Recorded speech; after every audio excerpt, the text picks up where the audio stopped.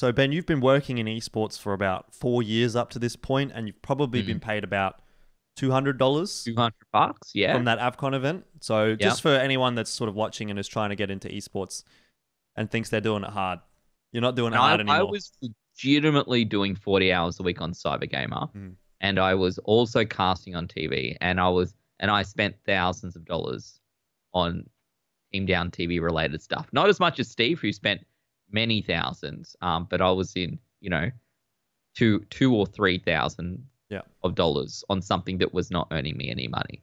And that's literally what you had to do, though, at the time to be involved.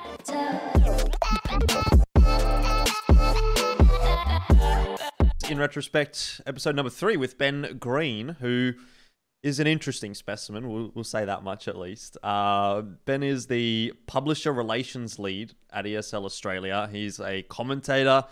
He founded TeamdownTV for the Australian esports OGs. That would be a name that would be fairly familiar.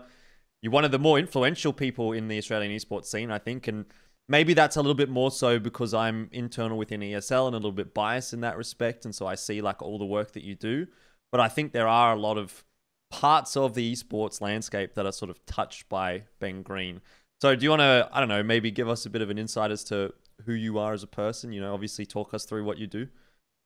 Who I am as a person. I can definitely talk us through what I do. And I've had definitely a few roles at ESL, and it's adapted whilst I've been there. Obviously, been there almost 4.5 years now, I think, since like May 2016 or something like that. And for me now, mostly what I'm doing is working with publishers on esports programs, helping, work through when they work with us, what it looks like, the sort of programs that we're going to run, working with other clients that aren't necessarily publishers, but, are still putting on esports events. So if you to work globally in the same sort of role, you'd probably do very much, it's a more narrow field that you'd be working in, and maybe you would just, be working with publishers. But down here in Australia, everyone has to do a little bit more, right? So, which is why, day to day, I'm in on a Monday, do some work, cast contenders, talk to publishers, talk to other clients, and a little bit of everything. So definitely, I think we're definitely lucky in Australia, right, that you get to do a ton of different things as part of the role. And it's not just a very narrow field. Yeah. Okay. So I guess for you, like, it's been quite a long career, right? So you started off casting in like around 2013, and so maybe all of this esports experience that you've got kind of helps you out in your current job. And I guess, as you say, there's been a lot of iterations of your job. But let's go on the journey of Ben Green and, how he got to the quote-unquote esports stream, because that's a title or a name that we sort of bandied around quite a lot when we were doing stuff in TeamdownTV. But let's start off even before TeamdownTV, which is something that I didn't even know you sort of did, right? Because my first impressions of you was in the TeamdownTV days.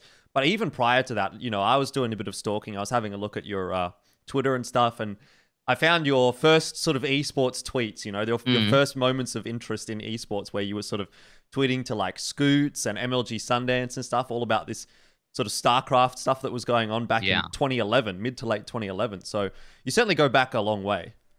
Yeah. Look, I certainly later on the competitive gaming / esports bandwagon than some of the true OGs, right, who've been following esports as esports since forever. But yeah, for me, obviously I've been playing games all my life, and that was essentially my passion. Video games, a bit of soccer, a bit of cricket, watch the footy. That was sort of my passions.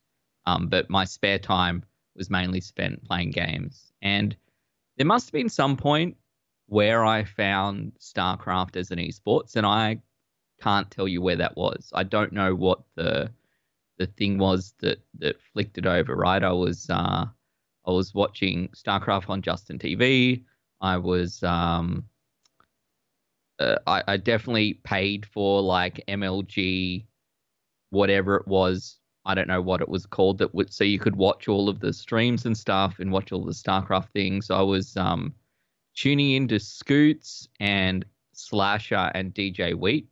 They had like their, was it Live on 3 or something? They had a show back in the day that they used to do. Must have been Twitch TV days as opposed to Justin TV days, but I'm not 100% sure.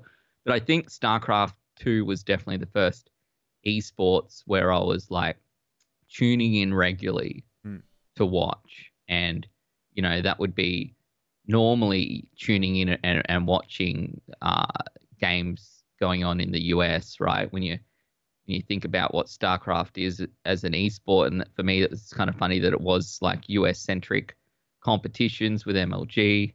I was an EG fan. I had an EG shirt that I bought back in the day. And then when Huck went from Team Liquid to EG, if I'm getting my recollections right, that was a pretty exciting day for me. And then, you know, I don't even know what happened. Like, it all just sort of fell apart. But, you know, and now EG's back. It gets pretty hard to remember things when you're like post 30 or whatever. Dude, you're actually not wrong, by the way. Actually not wrong. It feels like forever ago, even though it was it's only like 10 years or something. Eight to 10 years. So it is kind of quite a long time. Anyway, we go back 8 years then. So once we've had your sort of little bit of a fanboy moment for a couple of years on Twitter, just watching some StarCraft and what have you, you then start to get interested in Call of Duty and you start wanting to commentate some video games. So let's talk about Sandcasts. This is your very first forays into esports commentary, and certainly some interesting VODs on the internet of Sandcasts, if anyone is interested. Quality, mate. Worked hard. Okay, we had like 1 megabit up. You know what I mean? Yeah, but I mean, look, this was early sort of 2012, in your late 20s, where you started casting. You're casting Call of Duty Black Ops to like all of 6 subscribers on your YouTube channel. I don't know how many you had on your Twitch, but it was, I guess, you know, the start of something that you probably never imagined would end up where it did. Yeah, like it's funny because for me, I'd always been playing COD, and when I say always been playing COD, that's not really true. But I've been playing COD since like COD 4, but I didn't sort of find myself playing in what I saw was a competitive scene, which wasn't really a competitive scene until Modern Warfare 2, maybe Black Ops. And I was, even before Sandcast, like posting on Cybergamer. Like if I went back to my first post on Cybergamer, I used to only play hardcore S&D, and someone was like, oh, these guys run tournaments and they won't run a hardcore S&D tournament for us. So I was on Cybergamer forums, I don't know, like 2011, maybe, I don't know, posting, like literally my first post is complaining that why won't you run this tournament for us? And anyway, somehow it came full circle. I ended up playing in CGM for maybe Modern Warfare 3, I think. And at that point, a guy called Red Bull, who actually was a pretty good caster, just started casting our games. And he would cast them to like, I don't know, 5 people. Like mostly it was the people who were playing would watch the game afterwards. And I was like, oh, this looks like fun. I guess I could do this. And at the time I was a wedding DJ, right? So my life literally was on the weekends. I would go and I would MC and DJ weddings. And then during the week, I would just play video games all week, just play COD, search and destroy. So I was like, oh, I've got the gear. I've got a mixer. I've got this sound card. It was like a DJ sound card where if you've got like, if you want to use turntables, right, and you want to control music with your turntables, but it's digital music, so you want to control an MP3, you'd go and buy this special vinyl that had like would play like a high-pitched sound or something, and it could determine through the sound card and the software where you are in the song. So you can like scratch it and whatever. Like it's just allowed you to use MP3s instead of having to go out and buy records. But the benefit of the sound card was that it had like 4 stereo inputs and 4 stereo outputs, which meant that I could plug it into a mixer and I could actually control, hey, I could have the music on one channel, I can have my audio on one channel, I can have people on TeamSpeak, and it kind of allowed me to have a lot of control. Like you could do it, anyone could go and do it, but at the time, no one else really in Australia was spending a lot of time on the games I wanted to cast, and no one was doing it with, it like when I used to watch Australians commentate stuff, it was like a screen capture of their desktop. That was like pre-game, you know what I mean? And then they'd go in and it'd go from a screen capture of a desktop to a screen capture of the game, and then back to like there was no production to it, I felt. So I was like, okay, I've seen this guy do it. I've got some gear. Maybe I can just do this a little bit better. Spend some time on making it look cooler than maybe they're doing, and just make it look slightly more professional. So that was sort of my thing. So I went out and I bought a mic, but I had everything else, and I just started doing it. I think my first one was straight to YouTube, by the way. Like my first cast was like 23 Gaming or something versus I don't even know who. And it must have been coming into finals for one of our CG seasons. And I cast it, recorded it, and uploaded to YouTube, and it was a solo cast. And it turned out one of the guys on 23 was a cheater anyway, so who even cares?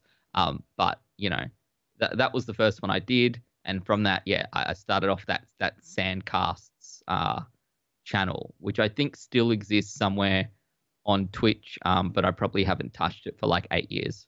Yeah, I found the YouTube channel, but then you sort of linked me the Twitch channel later on in the piece. So both of them are still there. If anyone wants to go and see some of Sandman's very early casting, they're very bad. They're actually, to be honest, not as bad as I thought they would be. But I guess it helps when you were like in your late 20s. You might have been 26 to 28, kind of around that time, and you've probably already got a bit of life experience, so you know how to talk not like a potato. Whereas if you go back and look at some of my early VODs from when I was sort of 17 or 18, it's just an absolute nightmare. You were actually so bad, by the way. Anyway, back in the day. We'll get into that, Ben, because we're getting around to TeamdownTV pretty shortly. Yeah. So you do sort of Sandcast throughout 2012, and then by sort of 2013 is where things start to kick off for TeamdownTV. First sort of iteration of TeamdownTV, or sort of part of TeamdownTV that I could find, was the YouTube channel was made in September of 2013. And then I don't think TeamdownTV actually ended up doing anything until 2014 per se. So you guys, you and Steve must have either that or you didn't upload anything onto the YouTube channel, and it's probably been lost to the ether in Twitch. Either way, you and Steve must have sort of like theory crafted or built TeamdownTV in late 2013. So do you want to talk me through how that all happened? Because I know there's a bit of a story there with, GameStar and then Sandcasts and whatever Steve was trying to do. Steve being Cyanide, obviously, for those that are not in the know. Yeah, so the kind of like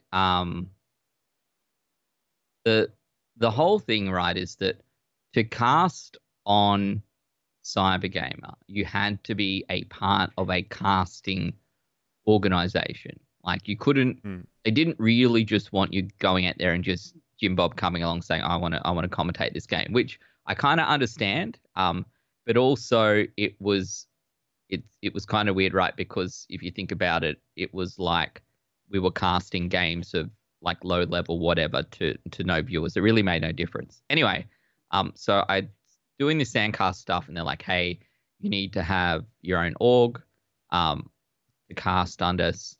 So I applied to GameStar, and Traddy, who was like one of the head admins at CG at the time, was like, had sent them a message or something to put in a good word, and nothing ever came back. Like no one replied. I was like, okay, that's cool. Maybe I really do just need to make my own org. And a little bit after I started casting, Steve, aka Cyanide, also started casting, and he was part of BDP or something, which was like a clan back in the day, I'm pretty sure. And I don't know if it was like BDP Cast or Vicious Cast, or he had some brand that he was doing. And I would cast games and he would cast games. And Traddy was like, what are you idiots doing? Why don't you just work together and make your own org? Like, this is silly. Like, you're solo caster, you're solo casting. You should just team up and do it better together. And to be fair, Traddy had some of the things Traddy said back in the day was pretty dumb, but that was a good one. So that's what we did. We're like, okay, we'll work together. We'll come up with a new org and we'll make it work. So I think TeamdownTV was Steve's name that he came up with. Like, we went through lots of names and they were all bad, and TeamdownTV was the best of whatever of the rest, essentially. And then I made the logo and it was just sort of came out from there. I gave Steve like a list of what I use to produce stuff with, and he went out and he bought the same things that I had. And then obviously he adapted a heap of stuff over time as well. And for me, I kind of like, we were doing a lot of not CS, sorry. We were doing a lot of COD originally. And that was kind of where we started, just doing Call of Duty, which was funny because Call of Duty at the time was actually like, the problem with COD to cast on PC was that it was like year on year a new COD, and to be able to spectate properly and to, be able to show the game, it needed mods and stuff. And there was someone had made like a pro mod for Modern Warfare 3.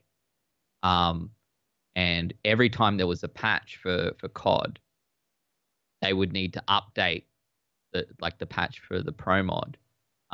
And eventually the dude just stopped making it. And we were at this part where either we had to stop running our tournaments or we needed a solution. So Steve just went out and bought it from the guy. Just went and bought the pro mod from the dude. It was like, YOLO, well, let's just fix this. And it kept the scene running until the new COD came out. But that was it. Yeah, it kind of just forced us to work together. And that's where TeamdownTV came from. Yeah, Steve's very much the kind of a fuck it kind of guy. Like, he'll just do it, and damned if there's consequences. So you sort of do this TeamdownTV stuff. I imagine during 2013, you were one of the primary commentators on TeamdownTV, doing all of the Call of Duty and that kind of thing. And then 2014 kind of rolls around, right? And I imagine in 2013, you were sort of also starting to get involved with League of Legends. People probably like Menace and GoGo Gadget might have been involved early on in the piece. This was just a little bit before my time, so I don't know necessarily the details. But I think 2014 is where things really started to kind of ramp up for TeamdownTV. And I might be wrong here. There might be some glory days in 2013 for you guys. But when I look at the roster of commentators that TeamdownTV had back in 2014, I throw a few names out for you here, Ben. Names that have gone on to do some great things. Yeah. Yeah. All right. Sandman. Sandman's one of them. He's appearing on things like In Retrospect. Cyanide obviously went on to do some cybergamer stuff and be pretty big there. Now, he's obviously not doing too much in esports anymore, but he certainly had his impact. Yeah, and you've got people like Rusty, who obviously casts for OPL and had casted for LPL for League of Legends. Uber, we all know, over in Overwatch League. Myself, obviously I'm a commentator at ESL Australia now. GoGo Gadget working at ESL Australia. Atlas is in Korea working over there for the LCK, I think it's called. And then you've got the OG kind of big names like Menace and Place, who didn't sort of inevitably go on and do anything in esports, but they were certainly before, right? Peaked too early. Yeah. And even people like Papa Smithy and Pastry Time were casting every now and then on TeamdownTV. They were kind enough, yeah. Though, to be fair, a lot of those names were probably doing their own thing before we got involved, right? And I think, but I remember, that some of those guys, like Papa Smithy, I'm pretty sure came on and cast something for us once, right? Yeah. When he was really like back in the day, him and Pastry Time were really like the two big Aussie League of Legends casters. I think what happened was that we, as part of starting to commentate, I ended up adminning games and being an admin for Cybergamer. And it happened within a couple of months of starting off streaming. And as part of that, I ended up moving across to League of Legends from COD. To like, I wasn't playing, but I was one of the admins, and I did a lot of work running League of Legends leagues for the Cybergame back in the day. And yeah, we needed people to broadcast the games, right? So we started broadcasting the games, and obviously, League of Legends games were getting like 5 times, 10 times the views that the COD games were getting. Yeah. So it just made sense. But I wasn't a League of Legends caster. Steve wasn't a League of Legends caster. So for a lot of what we did, we had to move from doing the games that we just liked or were knowledgeable on to a degree to doing production and working with someone else like you, for example, to cast it because you knew the game. We just had the ability to upload it 1 megabit and had some cool audio devices and maybe spend a little bit too much money buying graphics and whatever and fonts and things from Video Hive and Audio Jungle and whatever it was at the time, right, to make it work. So and I think that's kind of how it came through, that we just needed people to cast, and we turned from being a couple of guys that just like casting our own games to doing games for other people. A name you didn't mention in there, by the way, the real Pilski. Oh, yeah? Was in one of the very first casts that we did on TeamdownTV. It's like the very first cast that's still there. Because if I go back to the old TeamdownTV channel, it says the first broadcast that's saved on it is from 8 years ago. And it's got the real Pilski in there casting Call of Duty for us. So right. So maybe TeamdownTV was formed in like early 2013 or late 2020. Yeah, late 2012, I should say. Yeah, I would say probably late 2012, because I'd been doing it maybe from like February of 2012 casting, and it took a couple of months for us to start doing our own thing. Yeah. So I think it really did take off by like late 2012. So about probably like legit 8 years about now is when it was formed. I guess much of a muchness, really. You know, what difference is 7-8 years when it gets to 2020? Yeah, but exactly. It's pretty interesting. And like for me, I find what's most compelling about that sort of group is that how many of those people actually went on to, you know, have a career in esports. Now, you know, there are a few names that you could probably remember that didn't go on to work in esports. People like Norak, people like Mr. Benz, these kinds of guys that, you know, did a couple of casts here and there and didn't end up pursuing it for whatever reason. Maybe, like you said, they sort of peaked too soon. But I think the large majority of people that actually were, at least in 2014, casting League of Legends with TeamdownTV have moved on to either continue to cast League of Legends at a high level or have moved into another role within esports, which I think is really cool. So what do you as an individual think of that? You know, because you're obviously someone that sort of, at least for me, like it was like a place where I sort of started to develop my skills. Maybe you say for these other guys, they were already developing their skills, but you know, you were someone that sort of enabled that. And it must be like a little bit of a good feeling inside for Ben Green to know that he's been able to be a part of all of these people's careers like early on in the outset.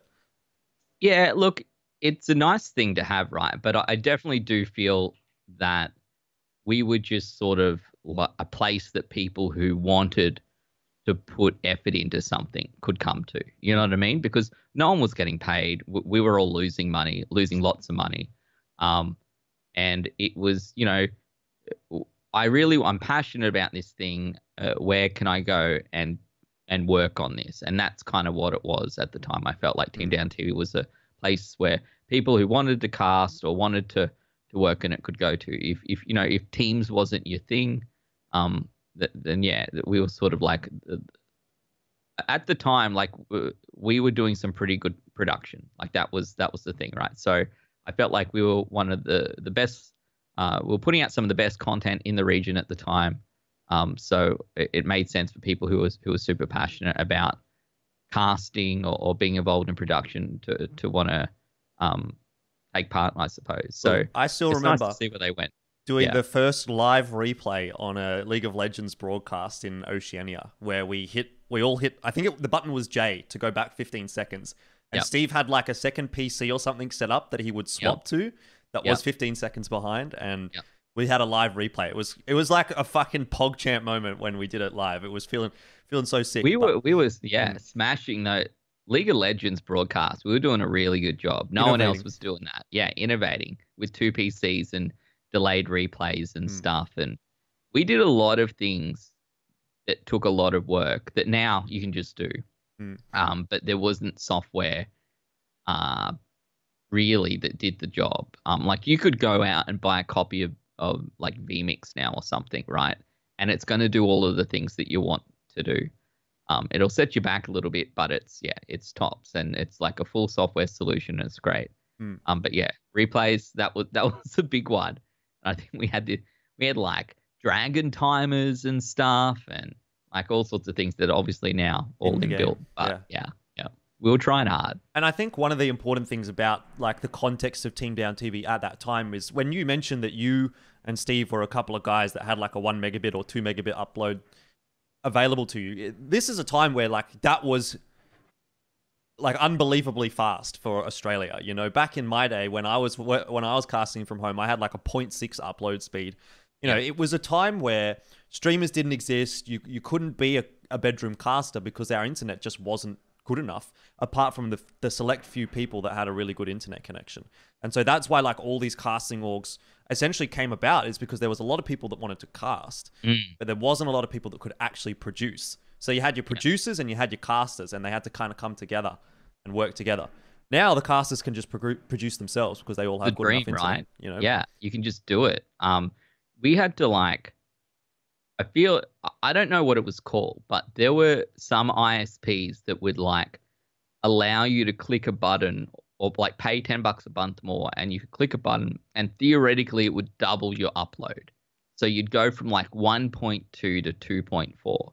And if you could get 2.4 up, then that was like the dream. Yeah, you could stream like 720 or something. I literally moved somewhere specifically to be able to do it. And then when I clicked the button, I gained 0.1 extra, and I was devastated. And I was like, at the time looking in, can I pay $400 a month to get 10 megabit up? Like, what does that look like? You know what I mean? Calling like the business lines of Internode and stuff or whatever. I don't know. Anyway, it didn't end up happening. And internet actually works now, and I can get like 49 megabit up, and it's the dream. But you know, it definitely sucked. Really sucked back in the day. So, look, it's definitely a lot easier to be a solo commentator now than it was 8 years ago, 5 years ago, even, right? If someone right now who was casting their own games and doing the production value that the guys are nowadays did that back then, they would have probably been like a world-class commentator at that time. It was just that insane. Anyway, that's just how much the industry has kind of leveled up since then. Let's go through 2014 a little bit more, so like month by month, because 2014 was actually a massive year for you and for Team Down TV. And a lot of what we've been talking about has just been sort of overarching kind of stuff. But we'll talk about some specific events here as well that were quite influential in your career, I think. And the first one is in January 2014, you went overseas to Taiwan, I believe this was, to see a World of Tanks show. Now, you weren't there as like a caster or anything like that. I believe you went as a quote-unquote maybe journalist. So what's the story behind going to Taiwan and getting stuck in an airport for 2 hours? It was, and getting stuck in an airport for 2 hours sounds like a boring story, but there is more to it. So it was a weird one. I'd been volunteering at Cybergame for probably 18 months, 2 years at that point, and I was honestly spending like 40 hours a week on it. And at some point, someone from Wargaming had reached out to Cybergamer and said, "Hey, can you send someone across? We've got this show on. We'd love for you to be there." And essentially, they reached out through like their agency that was working for them in Sydney. And obviously, the agency was like, they obviously had 4 spots for Australian journalists, like gaming media. And someone must have pulled out. So to fill the 4th slot, they just reached out to us. And So like, hey, you're just gonna have to write an article, blah blah blah. I was like, okay, like, is this a scam sort of thing? Because it really just didn't make sense to me. I didn't really know the gaming space at all. Sounds like a scam. Yeah, right. Like off the bat, when the reality is they're just happy to spend a little bit of money to get someone over to take a look at it. Was very happy to spend money back in those days. Yeah, exactly. Like it was just like that. But I didn't realize that that's how it was. So I got the thing, and it was an interesting experience for sure. So I went, jumped, got my tickets like like within 2 days, and then the next day I was off. And firstly we went Brisbane, because obviously I was from Brisbane. Went Brisbane to Bali, and then Bali to Taiwan, I believe was the way there. But when I got to Bali, I didn't have my ticket from one to the other, because they're like, oh, we can't print it in Brisbane. Even so, when I got there, they're like, oh, well, you need a ticket, and the only place you can get a ticket is from the ticket desk. But the ticket desk is on the other side of customs. We can't print you a ticket. So anyway, the woman worked out that she could go and get me a ticket from the ticket desk. But to do that, I had to give her $25. And I was like, what do you mean I have to give you $25? Like, oh, that's the fee. And I'm like, this is like, I didn't really have a proper job. Like, I had my own business that earned me a couple $100 a week, right? And I was going anyway. So because I was a responsible traveler. No, that's not true. I don't think I was. I literally had to walk to an ATM with this woman from the airport and get out the cash and give it to her. And it turned out the money was for, like, when you leave Denpasar Airport, you have to pay like a fee. Right. Essentially, you pay like a tax, an airport tax. So it was to pay the airport tax that normally you don't pay if you're just transiting through. So that was the first part. So like, she wasn't scamming me. I just didn't know. And I had like a little sticker on the back of my thing, and it was fine. Anyway, so I get on the plane and I get to Taiwan, and I have like, I'm supposed to wait for a man with a card, that has your name on it. And you and I both know that 99% of the time that works perfectly well, Jordan. Normally there is someone there with a card with your name on it, right? Generally speaking. Normally it works. So I get there and there's no guy with a card, and it's like 9 o'clock at night. And this dude walks up to me with a list of names. He's like, oh, is this you? And none of them were my name. And I'm like, no, that's not me. Anyway, so for the next like 2 hours, I'm walking around arrivals at the airport in Taiwan looking for this person. I'm trying to call on my phone, but even though I'd got a SIM for overseas, I'd used it all. Like, I changed it at the airport before I got on the plane in Brisbane, and I must have used up all my data in Australia. Yeah, not but realized. You don't get that much data back then. You get, like, there was 500 megabytes or something. There was nothing. So I couldn't call anyone. I couldn't top up. And literally 2 hours later, the same dude comes back up to me. He's like, no, I'm sure this is you. I'm like, and at that point, I'm kind of like, what choice do I have? So what can be the problem? Could go lose my worst kidneys. thing that happens, right? So I walk with this guy to obviously the pickup joint, and this black van rocks up, but it's got World of Tanks plastered all over it. And I'm like, thank you. Thank God. Thank God I am saved. So I get in the van and we do the things, and it was a really cool event. And when I spoke to the wargaming people, they're like, oh yeah, we don't really want you to write an article. We just want Cybergamer to run World of Tanks. And this, like, we'd messaged you in the past and no one had replied, so we thought this might be a good way to do it. So we thought we might invite you on an international holiday. Just invite you to go. So it was kind of cool because I did all the interviews that media normally do, and I was there with a bunch of actual Aussie gaming press that I got to hang out with, which was cool. And then I went home, and you and I both know that a flight from Asia to Australia, normally somewhere between like 9 and 11 hours, maybe. It's like a direct flight is normally about right.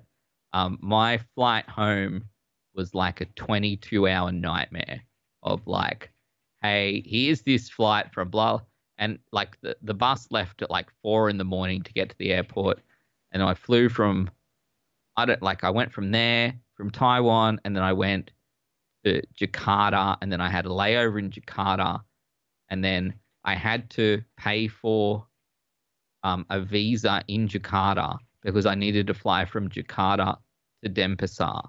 Then I flew from Jakarta to Denpasar, and then I waited again for 6 hours, and then I got on a plane from Denpasar to Brisbane, and that was me finally getting home. And I was like, what even is this? Sounds about right. Yeah.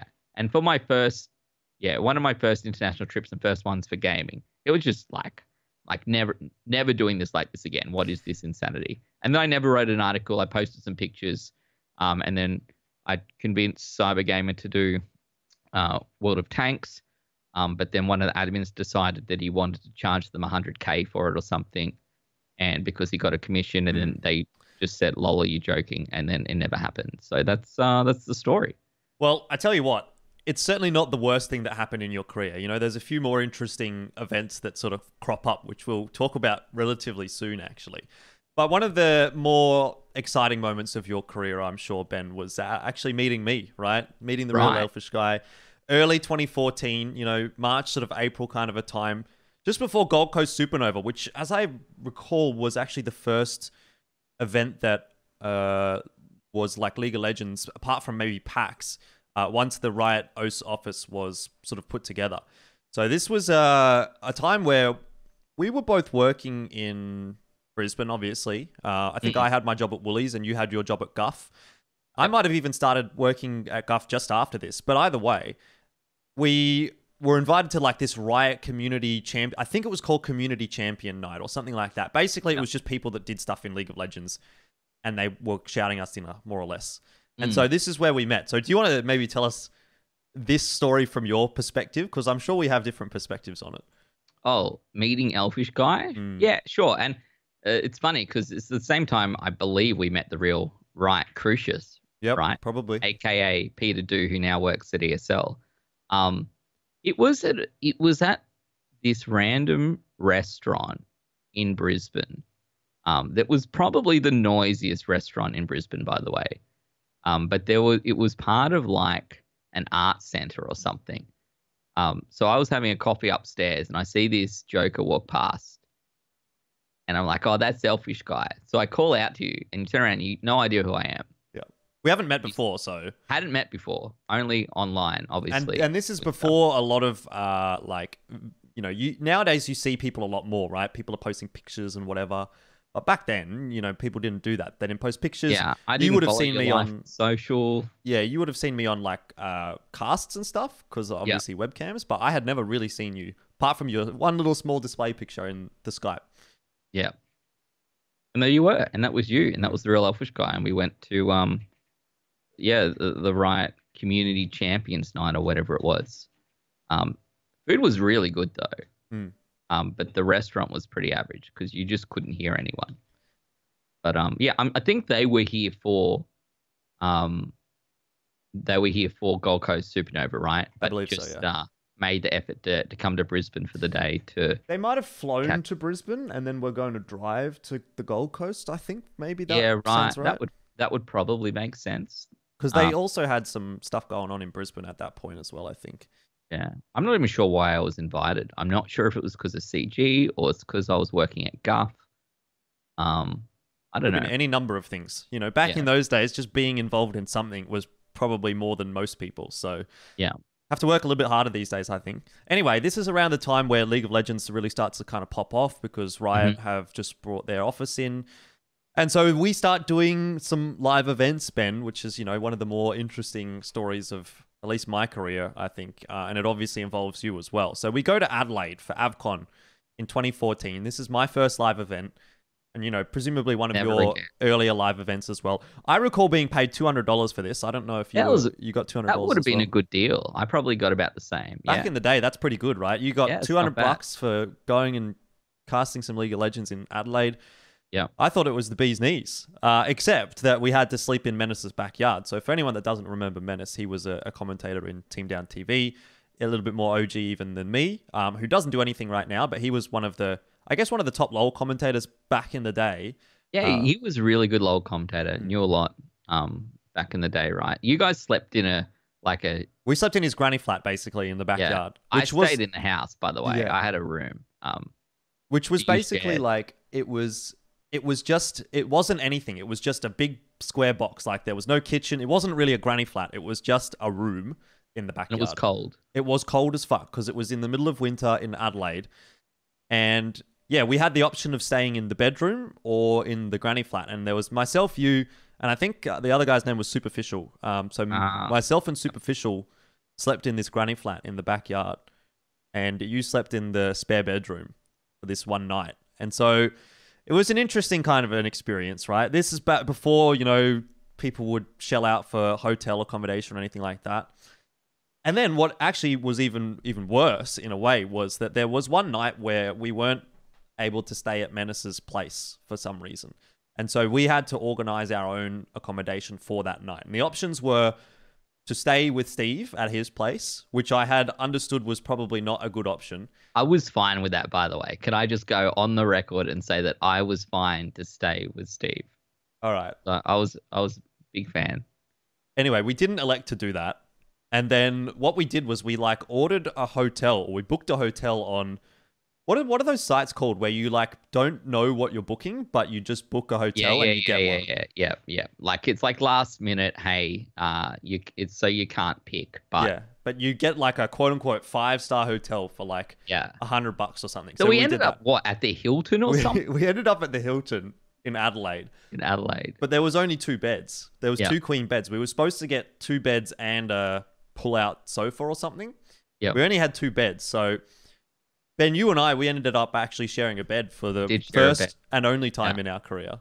Yeah. What did you think of that? Were you excited? Not particularly excited, no.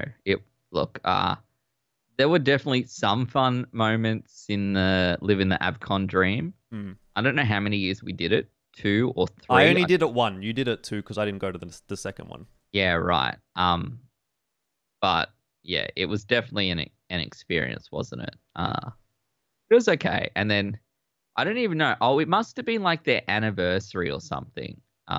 Yeah. No, I think what was happening was Menace was going overseas and they hadn't ever been apart for 2 years or something. Right. So, it was kind of a big deal, I guess. Yeah, right. But it might have been an anniversary or something like that. There was some sort of occasion in the relationship that... so obviously he said, get the fuck out, boys. Yeah, get out. And we had to spend the night, you and me together, Jordan. So yeah. Anyway, I'm sure Menace isn't going to watch this, but shout outs to Menace for letting us sleep in his backyard. I do miss Menace. Dude, he's huge now, in a good way. He's like a strong man or something. Yeah. And by the way, he even has some of my undies left over from that event. If you recall, for some reason, I left some undies there. I don't know. Maybe I just forgot to pack them, but he was trying to sell them on Twitter afterwards. Didn't probably get too much out of it. Anyway, that was an interesting event. Then we go to CGPL Summer 2014. So this is kind of like a year where it seems like we're just going event to event to event to event. We go from July in Avcon to October at CGPL. And this is now around the time where TeamdownTV is actually starting to get involved in Counter-Strike as well. So we've sort of started to move away from League of Legends because Riot is getting a lot more involved and they're sort of starting to take their product in-house. Yeah, because there was Riot wasn't doing anything in Australia. Well, that's not true. They weren't doing a production before then. And I think the ACL guys were doing stuff, but it was really ACL stuff and our stuff, I felt, for League at the time. I'm sure there's more that I'm missing because I wasn't following competitive League of Legends back in the day. But it certainly changed up when they started doing their own thing. So it was okay, what else can we look at? What else can we do? And I felt like CS started taking off again, right? When did CSGO come out? 2013 or between 2011 and 2013, or I think it was. Yeah, right. So I think this is when, to me, CSGO started coming back because, there was this whole phase where everyone hated it because it was released. People didn't like it. People were playing 1.6 or whatever. Source, Some people were playing Source, and I remember this post on the Cybergamer forums where I don't know if it was Arsenums or someone else. It was essentially like, guys, what the fuck are you doing? Like, you have these other fragmented communities come together on this game. And obviously that sort of started to happen obviously around the world, but in Australia as well. And yeah, as off the back of going to like, was this after the CGPL for League of Legends in Melbourne? I didn't do that. So I think there was the CGPL where you guys went and did in Melbourne or somewhere without me.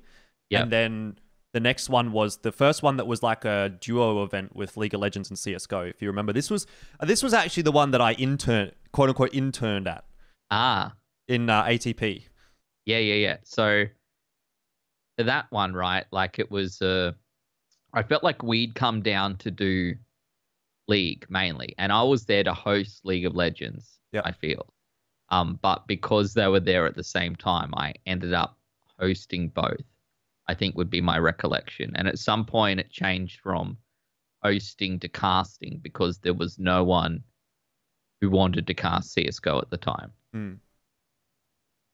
That's sort of how it played out, right? Like I don't know if it was this event or whether this was the event where I just hosted and then the following event I ended up casting. I think that's probably how it played out. Well, what if we talk about the following event? Because that was maybe even more of a influential event in the grand scheme of things. That was the Azubu Masters CS:GO event, which I don't even know who like ran this, or was it like a CG thing or whatever, but you and Steve were somehow involved. But this was the event where Fnatic, or at least Devil Walk and Khan, were in Australia. So it was kind of a big deal on like the CS:GO community. It was a big deal. Yeah, it was an Azubu thing. It was is it Anne from Fnatic was out as well with the guys. And I think they must have worked through Cybergamer to help do the broadcast. And I went there to host that one. And again, I still didn't really know Counter-Strike. And I guess I still now don't really know Counter-Strike, let's be real. But at the time, I really didn't know Counter-Strike. And I was hosting this event. I remember chatting to Devil Walk about CS. And I'm like, oh, so did you used to play? And he's kind of like, this guy like world champion or whatever. Anyway, so that was a good event. And yeah, I think from there, going to the next CGPL and stuff, that's when I kind of started casting CS:GO again because there was no one casting CS:GO. And I think some people wonder like, how did these guys get into casting this game when they didn't play and blah, blah, blah, blah, blah. Well, literally no one else stood up. It's a different kind of a landscape. You know what I mean? Like back then is a very different kind of a landscape than it is now. Like these days you have any number of casters that are literally falling over themselves trying to cast a new game, right? You think about how many people right now are casting like Valorant Cups for free and are just trying to get their name out there for Valorant.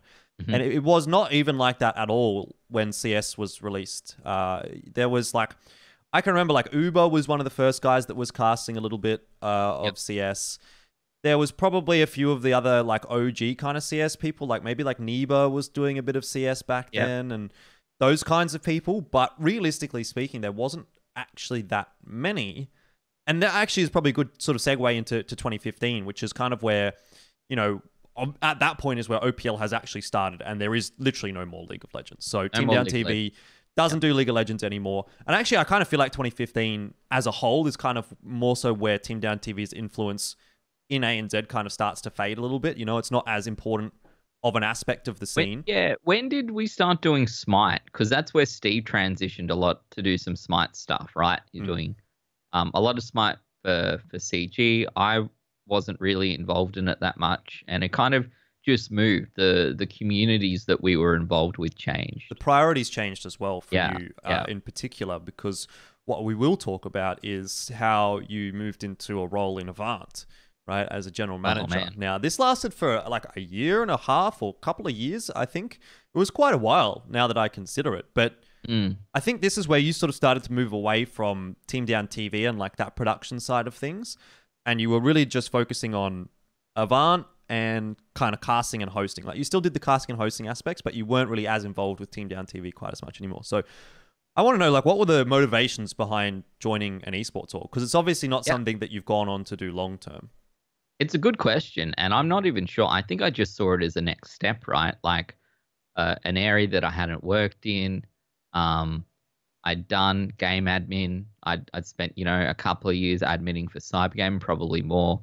Um, I'd developed leagues. I'd made my own production company, but let's be real, like but that was like the extent of which I could take it to without dropping way too much money on it. I was doing my hosting, and I just saw it as sort of the next thing. Like, what can I learn? What else can I do in gaming? And I think it must have been like a general manager position, maybe. Something like that. Yeah, that they were advertising for, and I was like, I don't know what you have to do, but I think I can probably do it. And it wasn't paid, but I did get to travel around. I literally joined, and then like the next week went to an ACL event at ATP. Or maybe not. I always get ATP and Carriageworks mixed up with them being, on whatever different sides of the tracks or something. Keck. But anyway, I went to like a COD Champs event with them.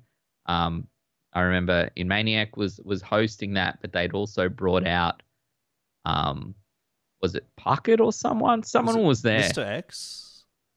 No, that was different. Yeah, no, he came out, I think, for when the ESL studio was there. Right. But yeah, this event, anyway, it was my first event. I went out and we met Jamie from Avant, and I was just in Sydney for a day or two, and then I went back. And this was when I was also working at GUF a bit more. At some point, I took over from, like, I joined GUF being the Internet Cafe. Yeah, we should clarify. It's an Internet Cafe. Internet Cafe in Brisbane.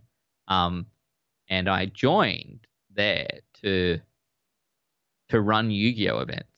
Funnily enough, I was literally working 1 day a week running Yu-Gi-Oh events, and I didn't even know Yu-Gi-Oh very well.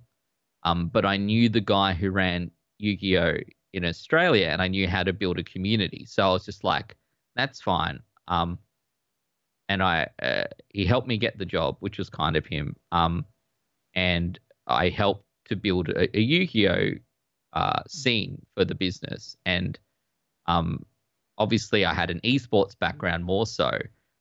So for that, I started trying to build up esports events at GUF. And at some point, I ended up being the manager. And it kind of, I guess, opened up other things that I was trying to do at the time. I was, they kind of had a crossover there with the stuff I was doing with Avant. There's a lot of reporting and things and stuff like that you end up doing. So I felt like, yeah, I had these skills that I wanted to improve, but they sort of all tied in together. So Avant was kind of where it went. And then you ended up joining Avant at some time as well after me. I don't know. Yeah, I was in there some point as well. I don't remember exactly when it was. But you seem to have sort of dragged me into a lot of the things that you ended up doing, Avant, GUF, one might say ESL as well. ESL, but, yeah. Yeah, look, that's a discussion for another story. This is in retrospect with Ben Green, not in retrospect with Jordan Mays. Although the timelines are very parallel at this point. It seems like we sort of matched up in a lot of respects. Yes, I was probably just about 6 months ahead of you on everything. Yep. In reality. So I'd go do a thing and I'd be like, hey, Jordan, you should come do this thing. So I'm just dragging you through. And at some point, you've overtaken in the world of casting. So. Well, yeah. I mean, I think back then for me, like, I was still at uni. I wasn't necessarily, like, I was still a kid sort of thing. So I was just going with the flow. I was doing whatever came up. And I think maybe you were very similar, right? You were just sort of going with the flow. Whatever opportunities came, you would sort of take it. Mm-hmm. But as far as Avant is concerned, as far as like team management and general management in a team is concerned, would you do it again in hindsight? Because I recall it was, maybe not something that either of us ended up wanting to do later on down the track. To be fair, it's probably very similar to a lot of the stuff I do now, right? The difference was I wasn't getting paid for it, and it was a lot of work, and it was a lot of reporting. Sponsors, managing a sponsor can be a lot of work because they give you money, and they don't give you money for nothing. You need to be able to show all the things you're doing with that cash, making sure that you're doing what you say you're doing. So there was a lot of that. Managing players, anyone who's ever done that would know, it can be a bit of a pain in the ass at times, depending on who they are. Particularly, again, even back then, a lot of kids playing, not 18 even, and trying to get them to do what they say they're going to do was pretty tough. But at some point, I had had enough of the Avant life. Though I think that working for Avant helped get me my role at ESL, to be honest. Like, Probably. got me to a lot of events to meet people. It got me experience in doing reporting and things like that is actually very relevant to day-to-day esports work.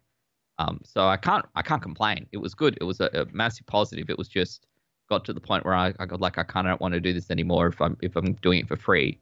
I need to focus on something else where I can earn an income. Well, what if we talk about some of those events then, right? Because this is, again, and similar to 2014, and in fact, even busier than 2014, it actually is. And if you look at the timeline, it's an event every month, basically, that we went to. It was kind of the glory days, I feel like, of esports before we sort of started actually working in esports. This was where it was just like still kind of a hobby, still kind of a fun thing, but we seem to be at an event every month. The first one that kind of kicks off this big long spree is the PDG Nats that we had at GUF. Now, obviously, you would have been heavily involved with this because you were the manager at GUF at the time. Yeah. It was a CSGO event. TeamdownTV was the broadcast channel for it. But interestingly, as I recall, it was Mav that was actually doing the production for it. So, I mean, this was an interesting event just for me because it was like my first time casting CSGO. But this kind of seems like the start. Because you were a shitter and you wouldn't buy Counter-Strike. So Mav, and I want to give Mav a shout out, and might as well do it now. Mav went out, and the first of many dollars he's wasted on esports was to buy you a copy of Counter-Strike. Let's be real. If there was any a waste of money, I don't think the $15 on a copy of Counter-Strike was particularly much of a waste now in hindsight. So we'll give him credit for that. But yeah, I mean, this was the event that sort of seemed to kickstart 2015 and kind of kickstart a lot of our career in Counter-Strike, it seemed like. Yeah, we did this event, and that was off the back of, I think, CGPL Autumn. So I feel like maybe I cast at CGPL Autumn. I would have to go and look for 2015. I'm genuinely not sure whether I hosted it or whether I cast it. But yeah, it's between the two, those were the two where I really felt like I started casting a bit of Counter-Strike. You obviously started casting a bit of Counter-Strike. And again, it was literally because no one else gave two shits to cast it. No one wanted to put their hand up. We weren't taking anyone's job. We weren't doing something that there were 10 people in line to do. Literally, people didn't want to do it.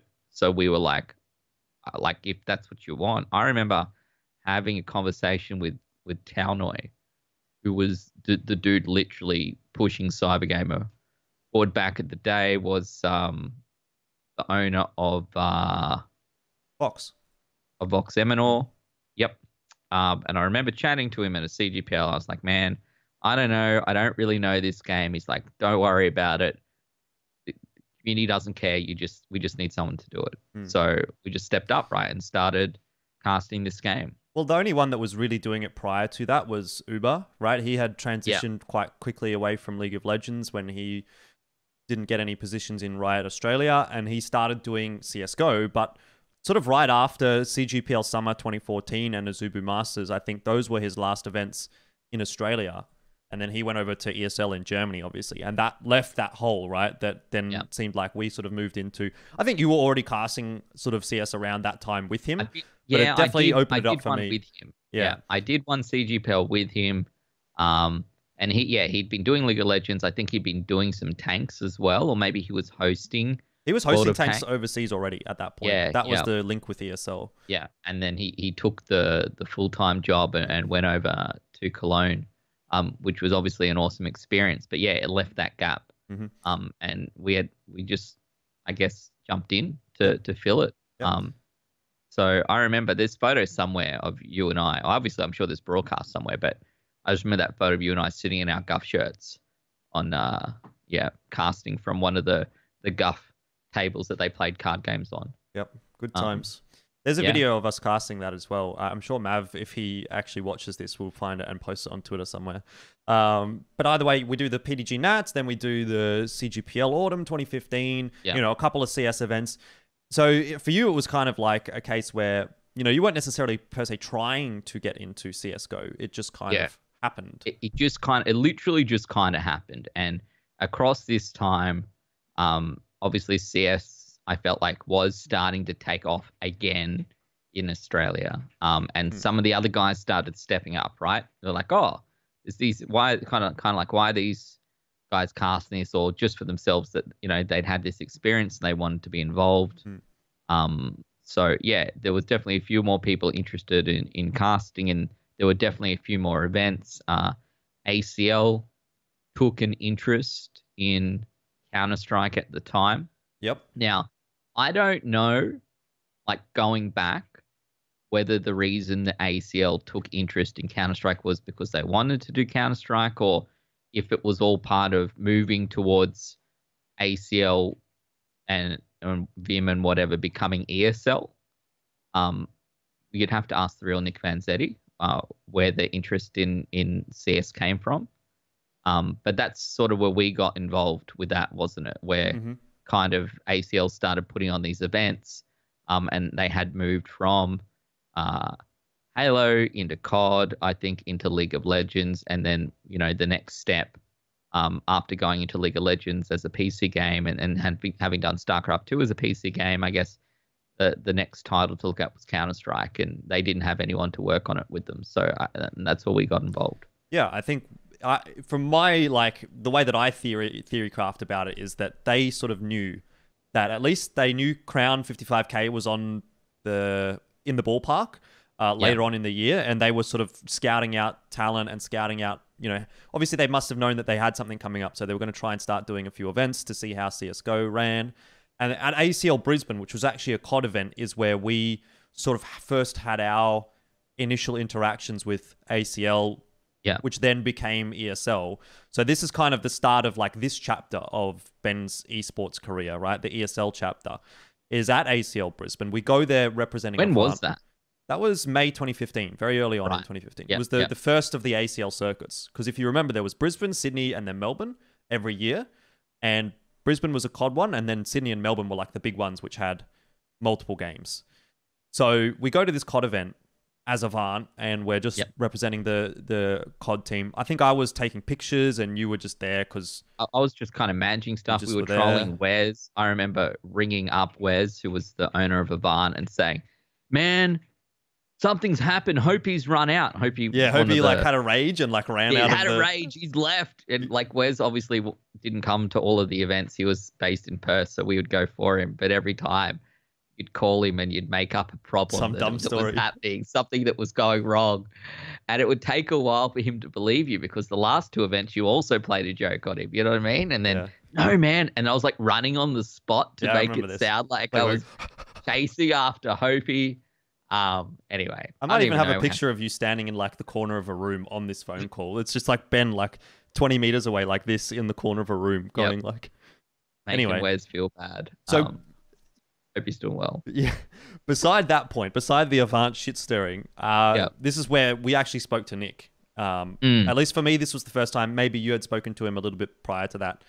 But he indicated to us that he was looking for CS casters and said, if you guys can fly down to Sydney and, sort yourselves out, I think potentially ACL was going to accommodate us, or ACL would fly us and we had to figure out our own accommodation, I think was actually the deal there. But then if we did that, we could cast ACL Sydney. So this is where we sort of started to get brought into that fold. And then I had that combo, I feel, at where was it? At Luna Park. I feel like that conversation I had with Nick at Luna Park. No, Luna Park was after this. You're talking about the conversation to go to Crown? Yeah, but I felt like there was come and do this thing, and but there's a good one in the books coming up. For some reason, I thought that was a Luna Park. No, that could have been a Luna Park combo because Melbourne was after Luna Park. But I definitely recall being told that you know, we can come and cast CSGO in Sydney and we should do it. And so we were like, of course we're like, fuck yeah, we're keen. Even if we have to pay for our own accommodation. Like, this is back in the day, you pay for your own accommodation to go and cast an event. So I think this was like one of the first kind of like quote unquote legit ACL sort of CSGO events. In fact, it was the first legit CSGO event for ACL. So you're hosting and casting at this event. I'm casting at this event. And this is where you start to see some of the earlier sort of CSGO casters get involved as well, right? These are the guys that you're talking about that started to jump on a little bit after we did, but we're still quite early on in the piece. Yeah. People who actually knew stuff about Counter-Strike were now like, oh, let's get involved, right? So it's the beginnings of Mike Star, M1 Kest 4R, as I like to call him, not Mike Star, the ACL employee. Not Mick Star. Yeah, and Karath. This was his first event as well. I think there was another guy called like Palandra or something. His name was James. Actually really good, I thought as well. He was quite knowledgeable, and I thought he talked quite well. I don't know what ended up happening to him though. I don't know. He just seemed to disappear after that event. So this is Sydney. This is at like Macquarie Uni or something, right? We were part of Avant at this stage. Did Avant fly us down? I think we paid for the flights for this one, and Melbourne was the one where Avant accommodated us. I don't think Avant actually had anything to do with the... Oh, no. What happened was I stayed with Avant for ACL Sydney because I remember I was staying with PDG, and then Russell gate crashed our hotel room and snored all night, and I was really mad. I don't think he does anything in esports anymore. So I don't know where you were. I think you had some other accommodation sorted out, as I recall. You weren't staying with the Avant.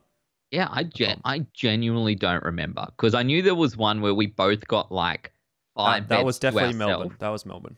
Yeah, because Avant had booked all these rooms and then the team had dropped out.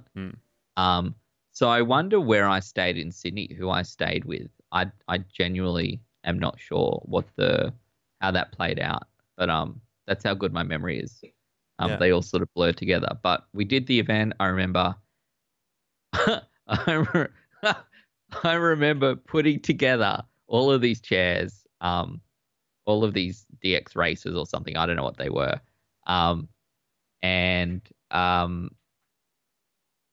I can't help but feel that this was the one where I went with Karath in Nick's car to go and get a bunch of burritos or something. I think it was, yeah. And we went to get burritos, and we came back, and Karath yelled out, "Hey guys, the food's here."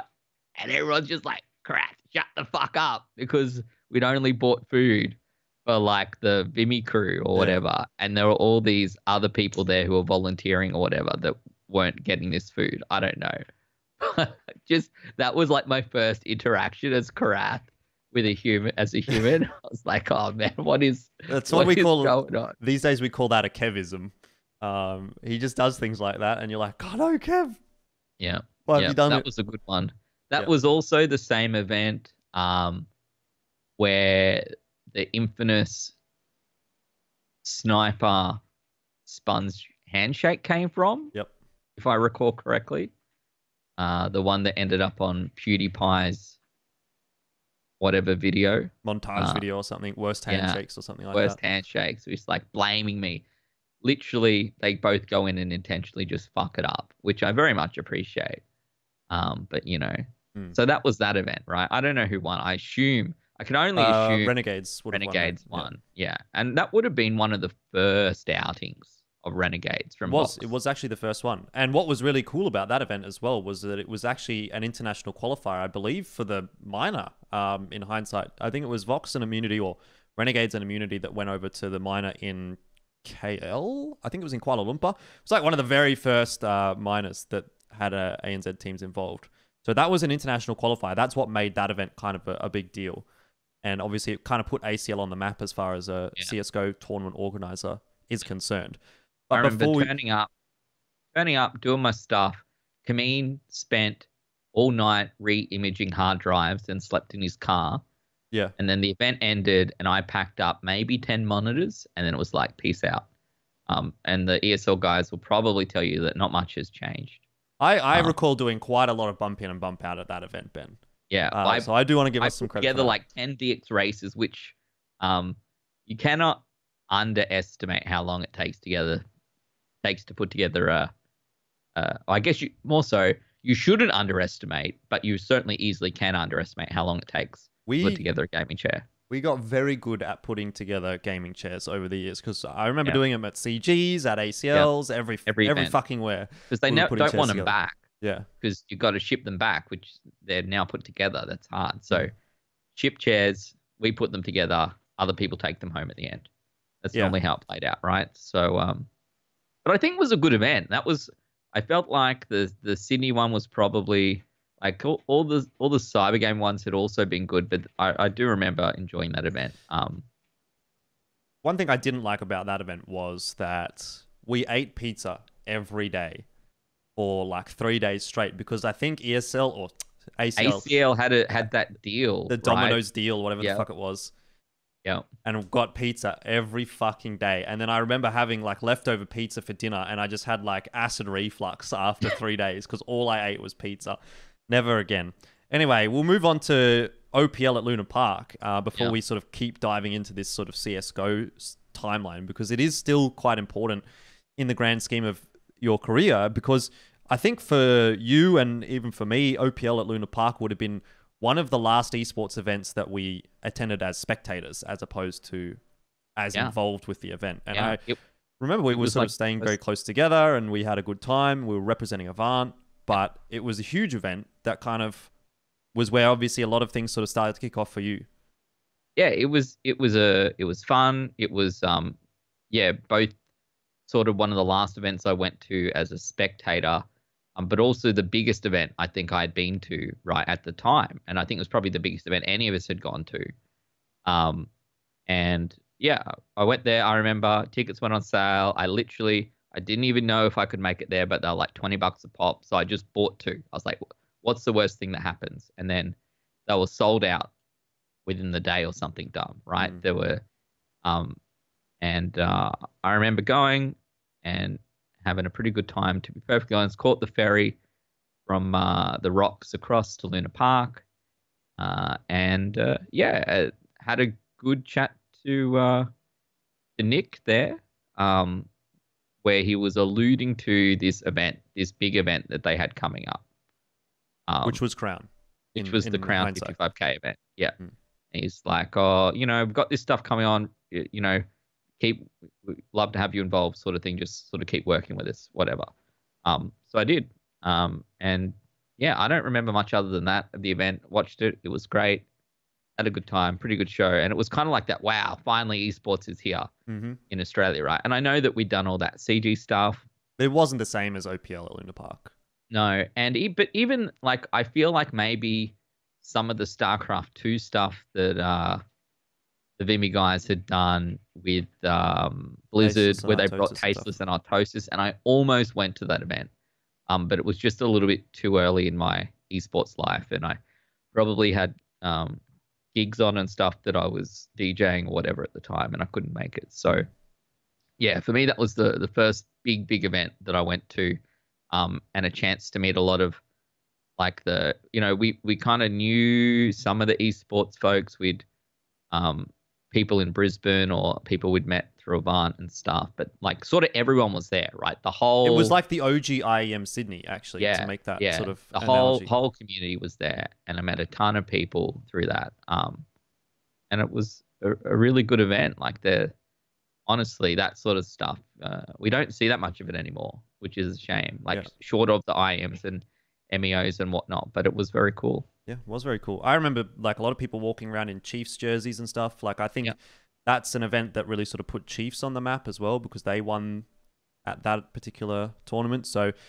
maybe a discussion for another time. But just to give some context to the people that are watching, like the amount of events that happened this year, right? We had PDG Nats in March, CG in April, ACL in May, ACL in June, OPL in August, and then we go to ACL Melbourne in September, and following that is Crown 55K in October. Like that's how there was an event every single month for this whole year, and it just felt like the sickest year. But let's talk about ACL Melbourne, because that's the one that you sort of alluding to when you're talking about let's just keep going to these ACL events, and then we'll get to the big one, right? And I think at ACL Melbourne is where we knew that Crown was kind of happening, and we knew this was like almost quote unquote like a tryout for for Crown. Yeah. This is the one where like Karath was there, Mike Star was there, yourself and I were there, and then Jim Nesso and The Peanut Gallery. PK were there. PDG was playing, and I don't think he was he part of Peanut Gallery at the time? I don't know. It doesn't really matter. like that. Obviously, they all spent a lot of time together. I don't know the specifics, but it was Jim and PK. I feel like that was one of their first. It was their first event. In the interim, right? We must have done like the qualifier for this at Mav's house. Yep. And Maverick had us over, and he cooked like pork chops or something. And I remember that. Yeah, and we cast, and then I got pissed off at Kameen, because there were 2 streams going, I think, and we were maybe the second stream, and they wanted to wait for a game to finish so that they could pick what stream was going on the A stream, what game would be on the A stream, what would we get. And by the time they picked both of the games that had started and we couldn't do anything, I was like, you know what, fuck it. I'm not doing the next one in typical Sandman style. And I think, is that where PK and Jim jumped in? Yeah, they were just over at Mav's house for some reason, I guess just to hang. Yeah. And they were like, well, we'll cast. And we were like, okay, we'll go for it. Yeah, do it. And so they did. And then they came to ACL as well. Now, this is the event where, like you were talking about earlier, we got accommodated by Avant and flown by ACL. So it was actually one of the first events that I went to again that didn't require me paying some way. It was actually entirely free because it was also around the time where Uber came into Australia, and we had like 3 free $20 trips each. So we literally just used free Ubers to and from the event, free accommodation because thanks Avant, and free flights, and then obviously work for free, which is the moral of the story when you're doing when you're volunteering in esports. So Ben, you've been working in esports for about 4 years up to this point, and you've probably been paid about $200. $200, yeah, from that Avcon event. So just for anyone that's sort of watching and is trying to get into esports and thinks they're doing it hard, you're not doing it hard anymore. I was legitimately doing 40 hours a week on Cybergamer, and I was also casting on TV, and I spent thousands of dollars on TeamdownTV related stuff. Not as much as Steve, who spent many thousands, but I was in, two or 3,000 of dollars on something that was not earning me any money. And that's literally what you had to do though at the time to be involved. But we were helping bump in and bump out and do all of that shit as well. So we got that event done, and that's when we got the offer for Crown Invitational. So it would have been myself, Mike Starr as the casters, and then you and Wooly were like the analyst desk who sort of came in after the cast was done. Yeah.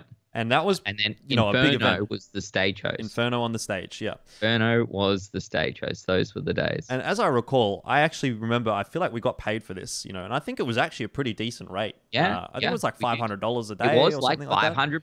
I was like, is this real life? Yeah, so like what happened to that, Anyway, we do this event. I would have done it for free, quite frankly. Yeah. Like anyone would have done this for free. But this is the event. Like when I've done my last 2 in retrospect, I've obviously done with Malta and Dexter, 2 professional CSGO players, Ben. But this is the event that we start out for these guys. And I think for a lot of CSGO players from the current era, the current crop that are playing, like this was the event that put Australian CSGO on the map. And like, you look at OPL at Luna Park. Got us IEM, by the way. This was the event. This is what led in. Every pitch that was like, hey, we should do an IEM came back to, we did this event at Crown and it sold out. And it popped the fuck off as well. Yeah, sold out in like 20-something minutes, broke the food and beverage records. Kind of like all these cool things, right, that really just showed that there was this fanatic audience here that wanted these events. And it was a sick audience, and it was a sick event, and it was like, I remember, everyone online talking about how good the Aussie crowd was. Yeah. And I actually remember people saying that the Aussie casters were really good, which is like the first and probably only time I've ever heard anyone say something nice about my casting. I go back in hindsight and look at that, I'm like, God damn, that was shocking. Unfortunately, you can't really go back and look in hindsight all that much, though, because one good thing about the event was that it was on Fox Sports. That added like a degree of legitimacy to it. You had cricket players tweeting about it because they couldn't watch their golf. Shout out David Warner. But one of the negatives of that was that there was, I don't think, a Twitch stream, or if there was a Twitch stream, it was like on a Crown Esports channel that didn't have VODs saved, and so all of the VODs are basically lost. There's like one video on YouTube of about half of the game between Immunity and Cloud9, and then after it gets halfway, the audio cuts out of that VOD as well. So there's no like recollection of this at all. Yeah, my parents had a recording of what played on Fox because they played it several times later. Because if you recall, like we cut in halfway through because the golf in Korea was running over or something. And it sort of starts with like, hey, like me jumping in, you know, we're halfway through the grand final, blah, blah, blah. I say something dumb and I don't even, like I'm trying to summarize, hey, first or whatever wins. I don't even think what I said was right. But what they ended up playing later was like the whole finals, I think. And they had a recording of that on their, you know, their Foxtel box or whatever it was. I assume it's gone now, but it's that was about the extent of it. So it is a shame, right, that it's not there. Such an influential event in the course of Australian esports history, and you can't go back and watch it. There are like the results at least are on Liquidpedia, but they're not even on HLTV. I don't think the results, like that's how little this kind of little coverage really this had back in the day. It was such a crazy event for me though, right? Like the audience was there. The fact that that was the first event that I had worked on where we had real cameramen, you know what I mean? Like a real production crew. Like, it was the Vimy guys, the ACL guys out the back clicking the buttons, but the cameramen were real cameramen. We'd turned up to this thing. It was serious business, and obviously Cloud9 and VP were there. Shroud was there. Yep. You know, and then that was before he was like a big super sort of personality. We were out there, right? We were out there. I remember like the VIPs got to have a meet and greet with like the pros, and because Brown were like, "Oh, you're the chef. You should be out there too." We're like, "Okay, well, people really want to meet us." No one wants to, like, literally Cloud9 and VP are there, and they're like, "You should go out in case any of the VIPs want to meet you." And we're like, "No one cares." We just like stood around and kind of like watched everyone else interact, right? Because we're awkward. Yeah. And Cloud9 came out. I don't think they got paid for it, and they went home with nothing because they assumed they were going to come second and pick up 10,000 USD. And they didn't come second. They lost to Immunity. Because they lost to Immunity and they didn't make any money. But it was still awesome that they came out.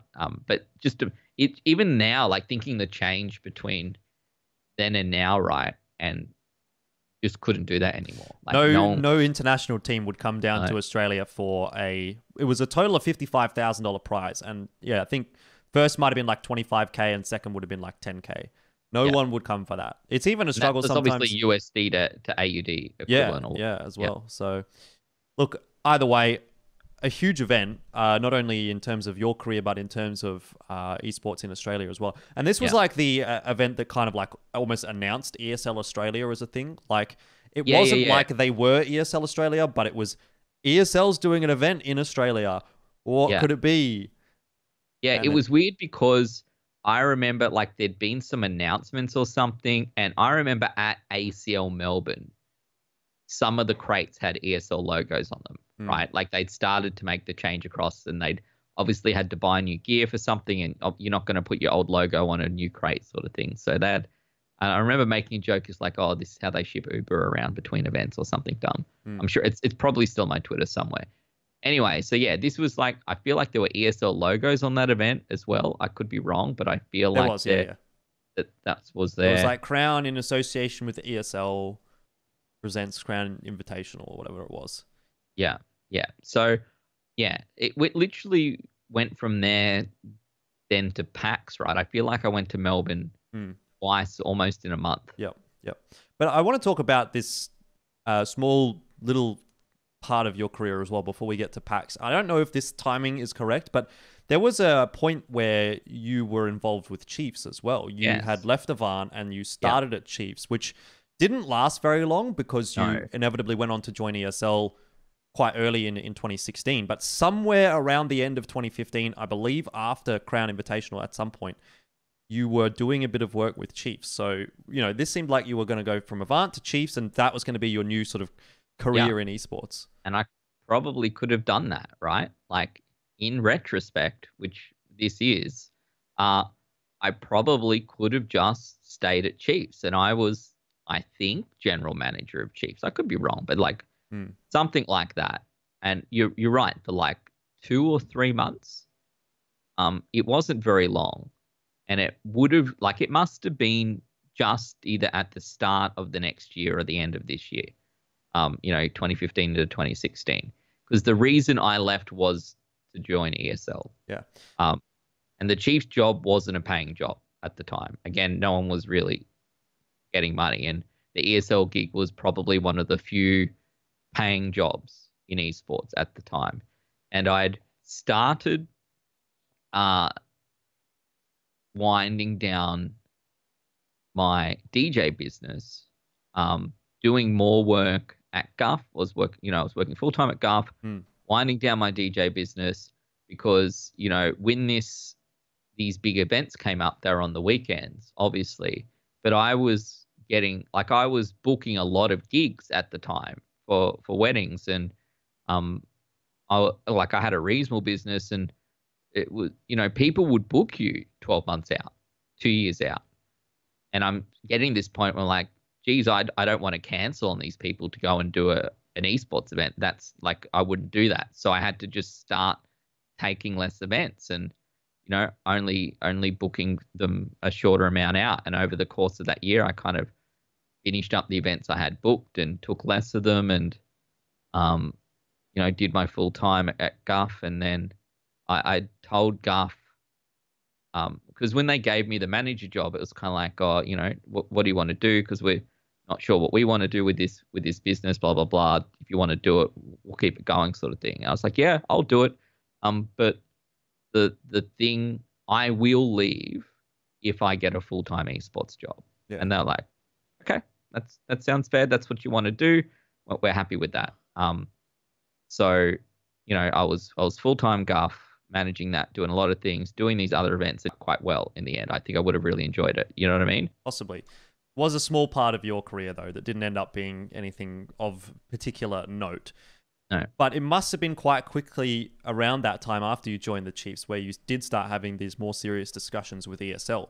Because I remember by the time we went to PAX in 2015, and this was the one where I think we casted Rocket League, I think you already knew, or at least you had an idea that you were probably going to be joining ESL in the near future, because you were very much involved in the ESL stage. It was not just the Rocket League. I only did the Rocket League, and the rest of the time I was just there for shits and gigs, walking around PAX, having a good time.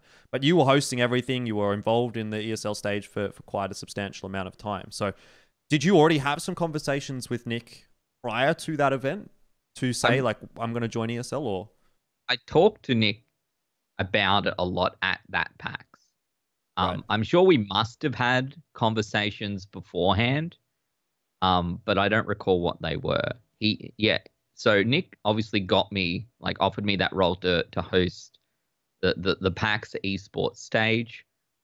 I don't know if that was the first PAX stage. I think it might have been. I think it was, from memory. Because the year before, there would have been OPL, right? So OPL was that big, esports thing, and there was like a World of Tanks stage, I think, the year before as well. And the year before, I was there with GUF doing interviews, and I walked around and had my camera, and I did a bunch of just random interviews, just because that's what I wanted to do. And then that year, Nick, he was like, "Hey, want to come down to this thing?" And I was super excited, and again, it paid like an actual amount of pay, which was exciting. It was a lot of work. It was literally 3 days of stage hosting and casting, like nonstop. And bump in and bump out.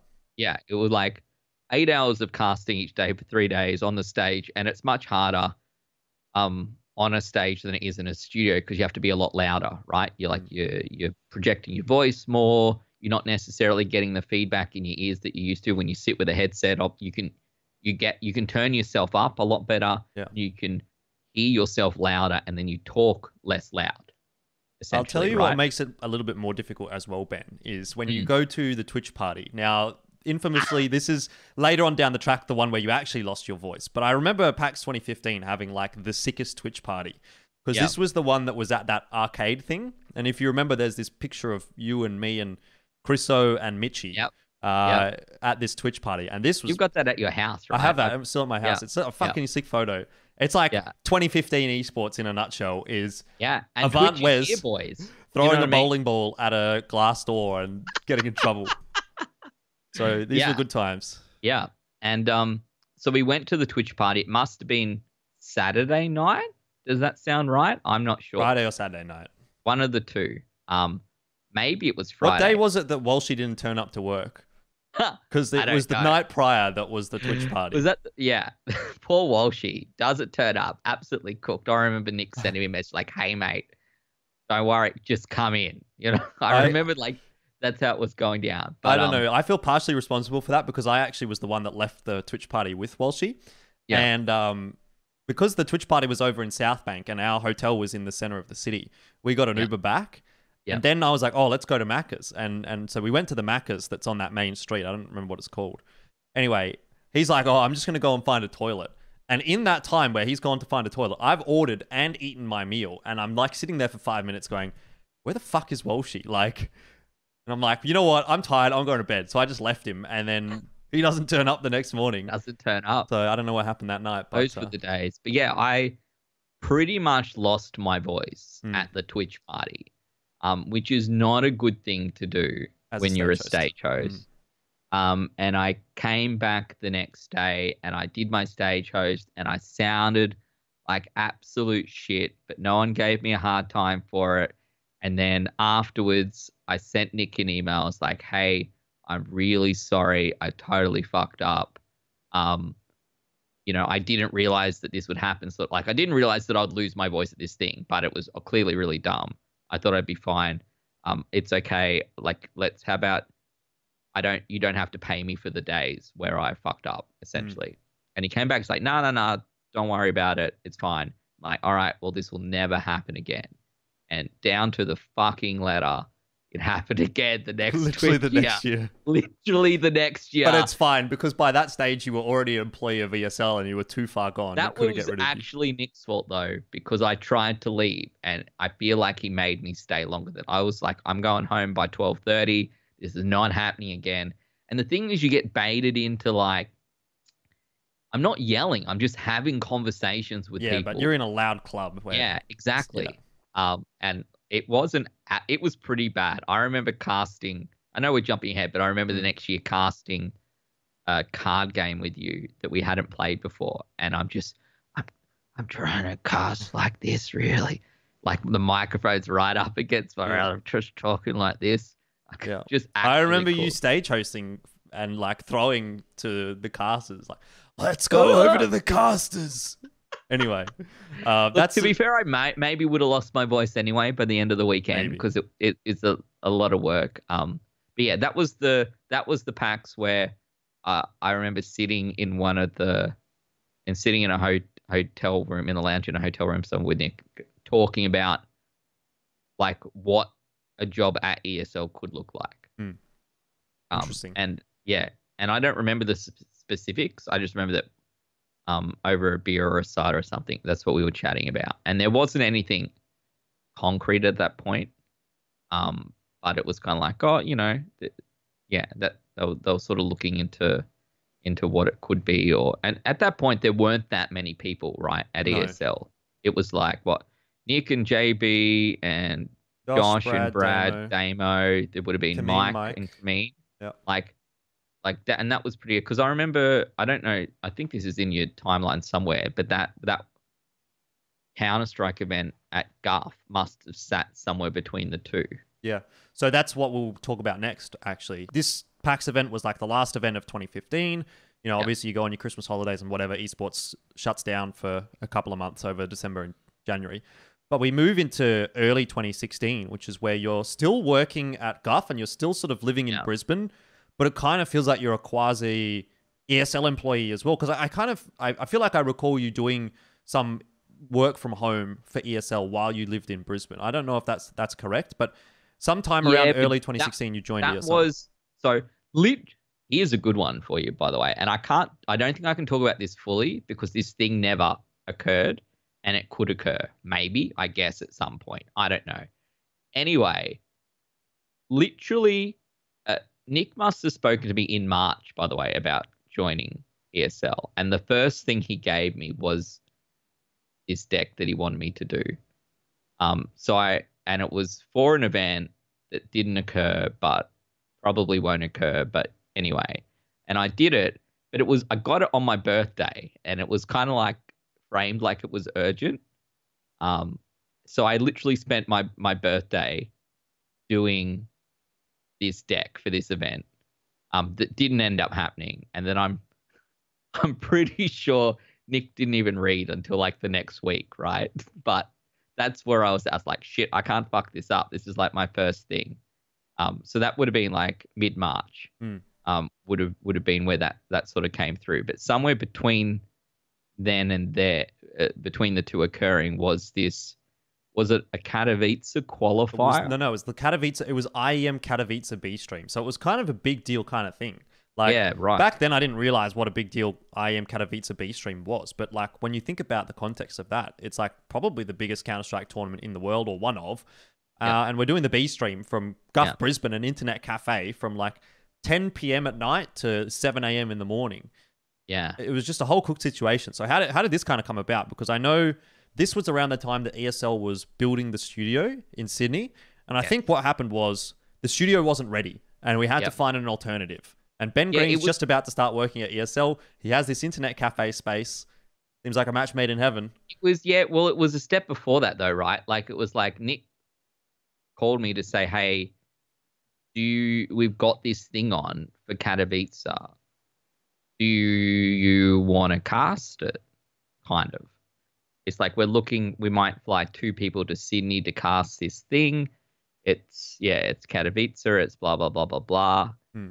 And at some point I was kind of like, look, Nick, if you are only bringing in 2 people to do this, I'm probably not one of the 2. You know what I mean? This is a big event. And I think to be fair, I think he knew that, but I think he wanted me to say it. I'm not sure. I'm not sure how it played out, but we both kind of knew that I probably wasn't the guy to cast this necessarily. Because there were people who knew Counter-Strike better than me. And at some point we realized we needed more people, and I was just like, why don't we just do this in Brisbane? Why don't you just do this at GUF? We had like 10 megabit up or something, which was enough to stream. We had the space. And I actually went out to, like, I don't know if there's footage of it somewhere, but I went out to one of the DJs that I know to get like what we would call like a DJ facade, like a was a backdrop. Thing that, yeah, it's a thing that it's a thing that you would put in front. Like if you go to set up your mobile DJ setup, you bring your decks and you put them on a table, and then you put this screen in front of it and you light it up and it hides your gear. So we did like a standing desk, I'm pretty sure, with you guys, and I got him to bring in some trussing, and we did some lights and did the TVs on things. So I organized this whole thing, and it ended up being like 4 of you guys casting, right? Myself, PDG, Jim, and PK casted it. Yeah, and I kind of feel like in that scenario with 4 people, I probably could have cast it match with an analyst that knew more than me, and I probably could have done that. But instead, I'd kind of given it up to instead do the work to build it, so that you guys could cast it.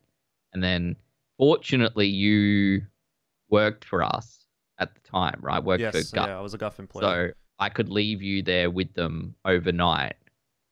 And still have an employee at the thing. And you guys, we'd close up, and you guys would stream from like 10 o'clock through to the morning, and that was what it was. And I actually think it was an okay event, right? Like it's from a production standpoint, the way that it looked, I think, was actually quite good. You know, in hindsight, we were probably not very good casters and not very good observers, because I remember we also had to observe that event. Also had to observe, yeah. Who was there? Kameen was there. Kameen, Tom, and Crafty. So for anyone that's watching this, they probably don't know who Tom and Crafty are, but yeah, Crafty was like a graphics operator that worked at ESL up to about 2018, 2017. I don't remember when he actually left.